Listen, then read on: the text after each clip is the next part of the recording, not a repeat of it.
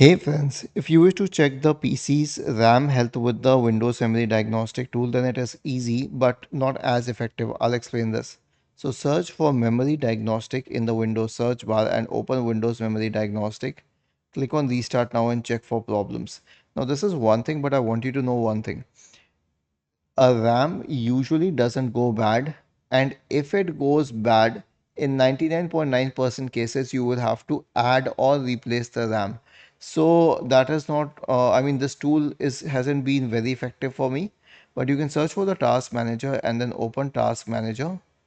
Okay, and then you can go to the processes tab and you can check the situation with memory. Is it hitting at the top again and again?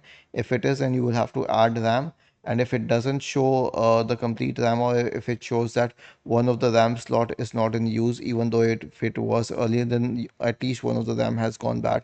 If both of the RAMs have gone bad or all the RAMs have gone bad, then your system will not boot at all. Was this helpful? If yes, then please subscribe to the channel. If not, then let us know in the comment section of the video on how we could help you further. Thank you for watching this video and have a nice day.